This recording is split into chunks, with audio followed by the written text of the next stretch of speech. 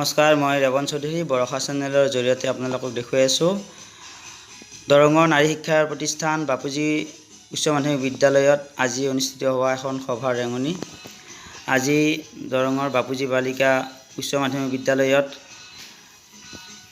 যিখন সভা অনুষ্ঠিত হৈছিল, সেই সভাখনত কি কাৰ্যসূচী লোৱা হৈছিল বা কি চলিছিল, মই এয়া বৰষা চেনেলৰ জৰিয়তে দেখুৱাই আছোঁ।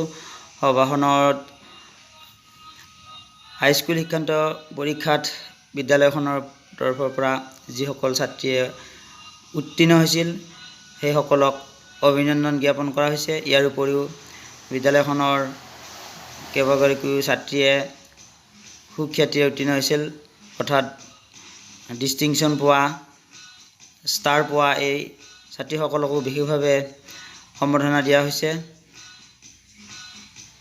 লগতে বিদ্যালয়খনত দৰঙৰ ৰাষ্ট্ৰীয় পুৰস্কাৰ প্ৰাপ্ত শিক্ষক দাহি উচ্চতৰ মাধ্যমিক বিদ্যালয়ৰ শিক্ষক শশাংক হাজৰিকাকো আজি এই বাপুজী বালিকা উচ্চ মাধ্যমিক বিদ্যালয়ত আমন্ত্ৰণ জনোৱা হৈছিল।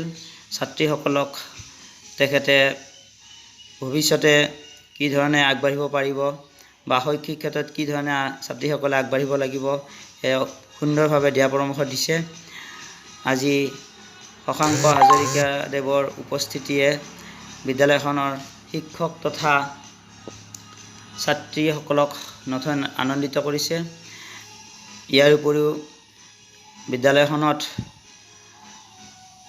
বিভিন্ন ধৰণৰ গীত মাত নৃত্য আদি অনুষ্ঠিত হৈছে। বাপুজী উচ্চ মাধ্যমিক বিদ্যালয়ৰ ছাত্ৰীসকলৰ মাজত অনুষ্ঠিত হোৱা সভাৰ ৰেঙনি মই বৰষা চেনেলৰ জৰিয়তে ৰেৱন চৌধুৰীয়ে দেখুৱাই আছোঁ। অহাবেলি যিসকল ছাত্ৰীয়ে মেট্ৰিক পৰীক্ষা দিব, সেইসকলকো আজিৰ সভাতেই সংকল্প গ্ৰহণ কৰা হৈছে। এয়া বিদ্যালয়ৰ ছাত্ৰীসকলে নৃত্য পৰিৱেশন কৰিছে।